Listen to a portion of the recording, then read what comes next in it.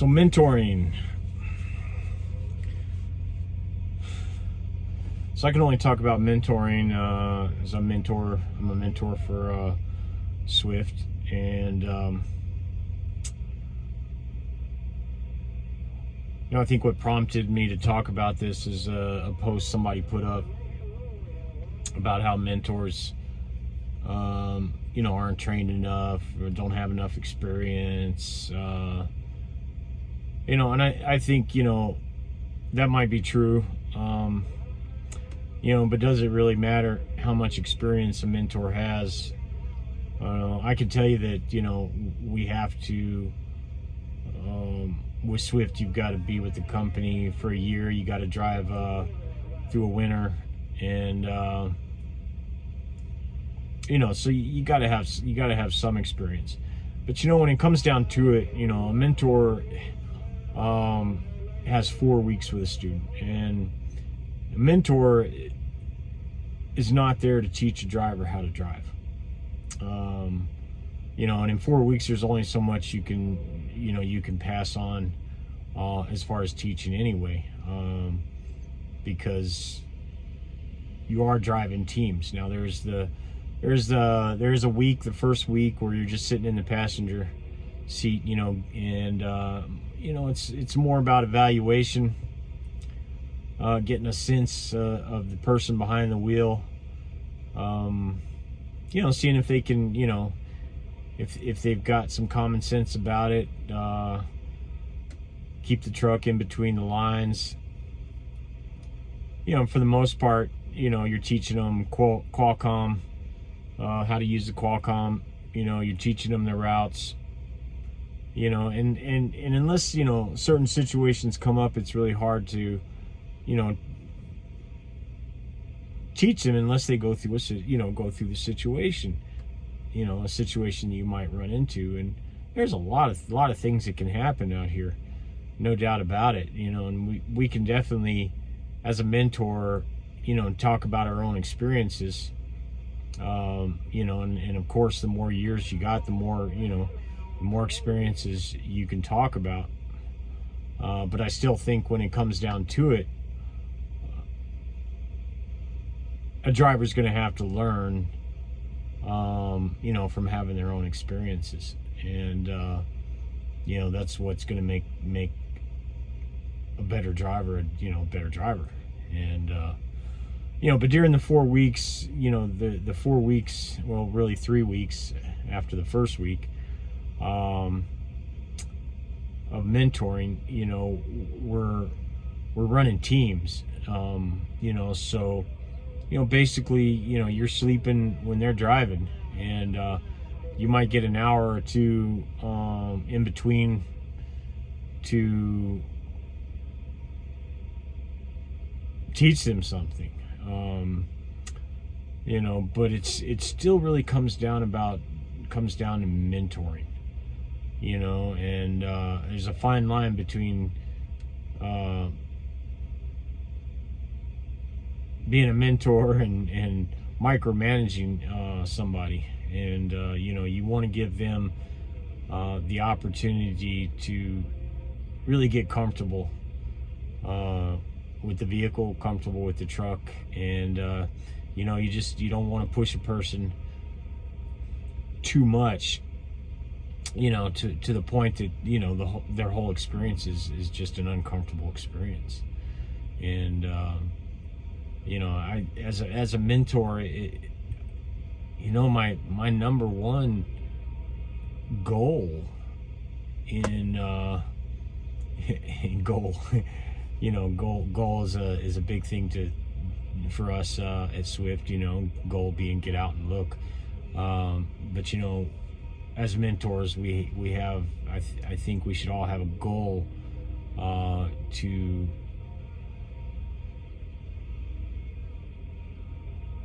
help a driver relax behind the wheel. You don't want to be like that. You want to be relaxed, and being relaxed behind the wheel, whether it be a car or truck or whatever, is important. And you're able to focus more on what's in front of you than focusing on holding on to that wheel, and I think that that's important, and so for a person to be comfortable with a mentor needs to build a relationship, friendship. My advice to new mentors, first and foremost, is be their friend. And these are friendships, depending on how long you mentor and how many people you mentor. I think these are friendships that can last a lifetime. I think that if you're a good mentor and you're good to your students, you take care of your students, they're going to be friends long after they're off your truck and they're in your truck. And that's been my goal. I've heard a lot of horror stories. I have my own horror stories with mentors, changing companies.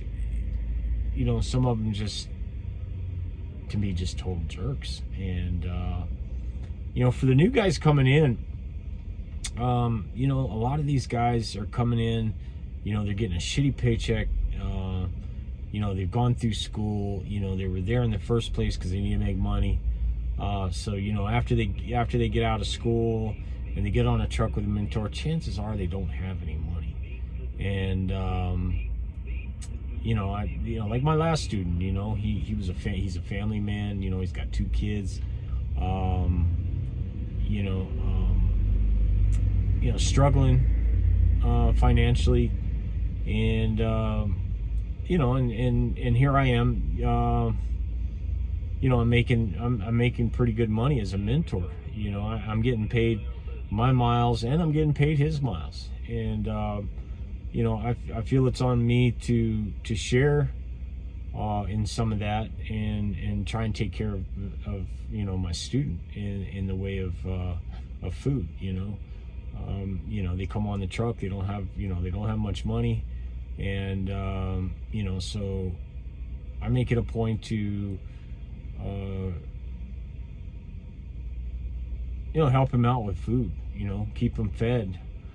I don't need a driver that's hungry and shaky, that's for sure. So I do my best to try and help him out, keep food on the truck, and buy him meals here and there, as I buy myself meal. I think that's I'm hoping that it's paying it forward. That student is going to remember the help that they got, and at some point, if ever they're mentoring or become a mentor, that they'll pay that forward and help their student.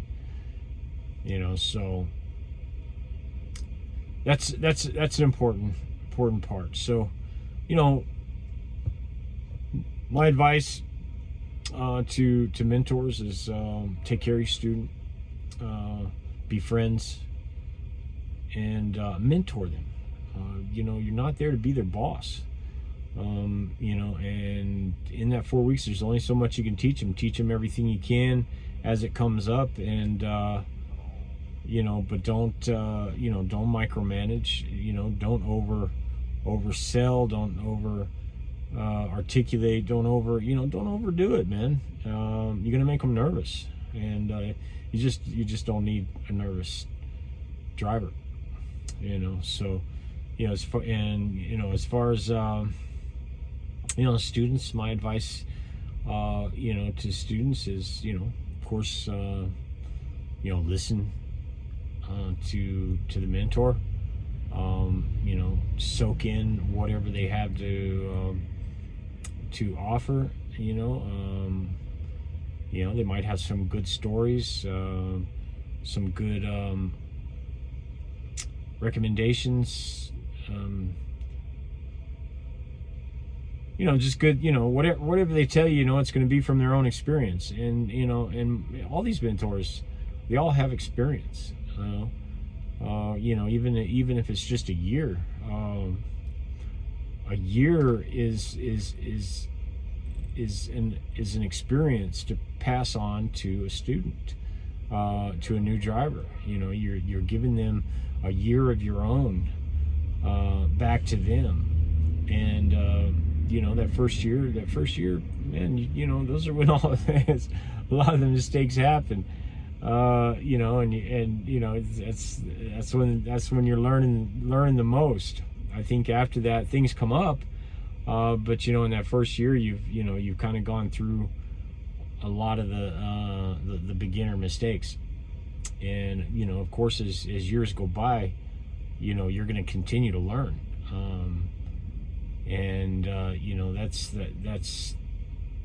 that's something a mentor can't teach a new driver.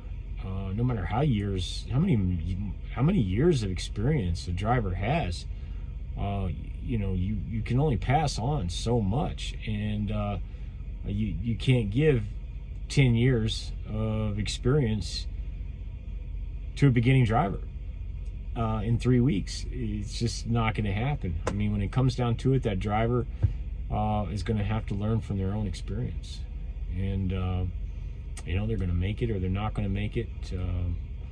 I think as a mentor, you kind of get a sense if a driver's going to make it. You get a sense by whether they like it, and you can tell if a driver really likes doing this. You can tell they're getting off on it. This is a lot of power in your control, and you can tell by how long it takes them to relax. I mean, if they're like this on the steering wheel, the whole 4 weeks, you might want to take another week and try to give them a little bit more time to relax. I think letting go of a student when they haven't relaxed and gained a little bit of comfortability behind the wheel, I think you're setting them up for failure. And I think that's it. Any good mentor should be able to see that in a student, and just by how many mistakes they're making, and how much you're having to tell them, when to turn the wheel, and things like that, so,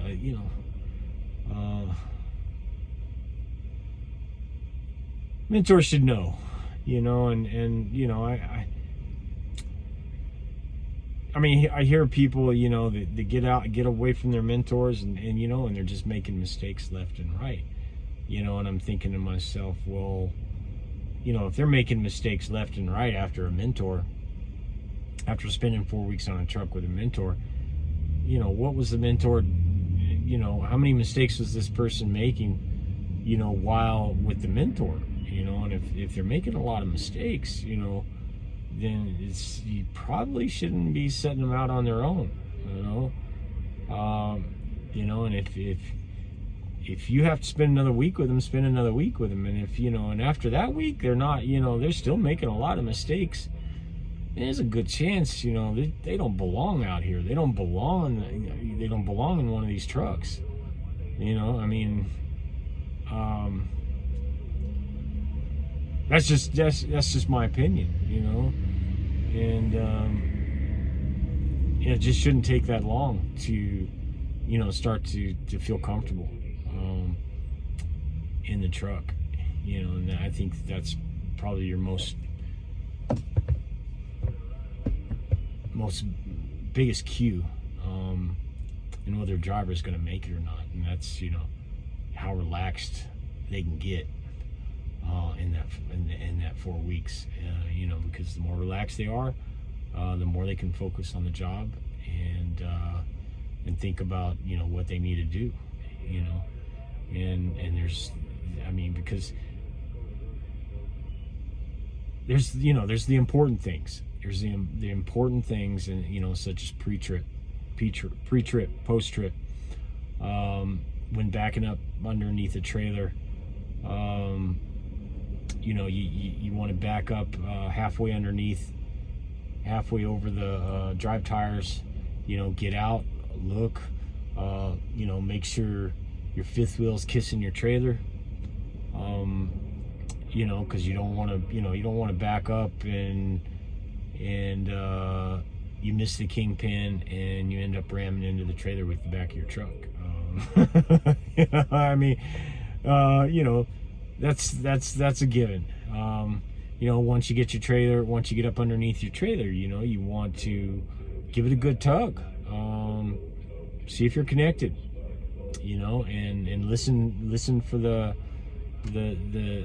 fifth wheel lock to release. And those are two things. And then when you get out to hook up your glad hands, your airlines, if it's at night, make sure you got a flashlight, so you can look under there and see if your kingpin is locked. And all three of those things will keep you from dropping a trailer. And I see it happen. I work in a big yard, and it happens to the most experienced drivers. They even after a tug, and it doesn't always lock. And it can, if there's a lot of pressure on the trailer, it may seem like it's locked, and it won't. You'll get a tug, you'll tug, and it's and it doesn't go anywhere. But you didn't check the lock, and you pull out and you turn, and bam, man, your trailer drops on the ground. Talk about embarrassing. Oh, there ain't nothing worse, man. So. Make sure your student, knows those little things like that. Hooking up a trailer. That's pretty important stuff. And pay attention to first week you have a chance to pay attention to what what the driver's paying attention to. Is he paying attention to all the right things out there on the road? When he gets in the city, is he paying attention? To all the potential hazards, school zones, and things like that, and pedestrians, all those things you really need to pay attention to. Are they paying attention to speed zones, and adhering to the speed limits posted? A lot of it is just common sense, man. You don't have to have years of experience to pass on the common sense part of this. And you really don't have enough time with a student to pass years of experience onto them. They're going to have to get their own experience, and that's just the way I see it. But yeah, I'm gonna end this up, and I'm enjoying the mentoring.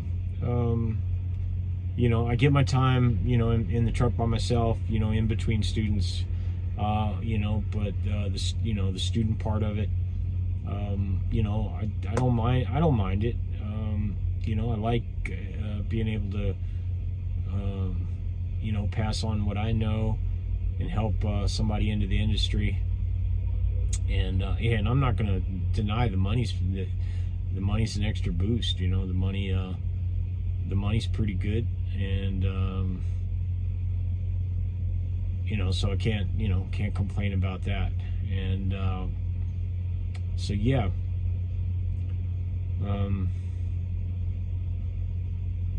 well, post some comments underneath if you've got some questions. I'll do my best to answer them if I haven't gone over you know, if I missed something in this video. You know, I just wanted to really just give my point of view on this, you know, and let you guys know that it, you know, it really isn't about experience as much as it is about, or isn't, you know, as much about, you know, teaching somebody years of experience as it is about being a mentor, you know. And being a mentor, it's exactly how it sounds, you know. And it's a mentor to me is another word for being somebody's friend, and helping them through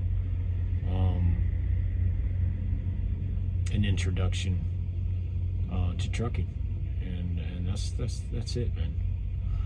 All right, so this is the Average Bear, and you know, just so you guys know, you know, I choose my YouTube channel as the Average Bear, because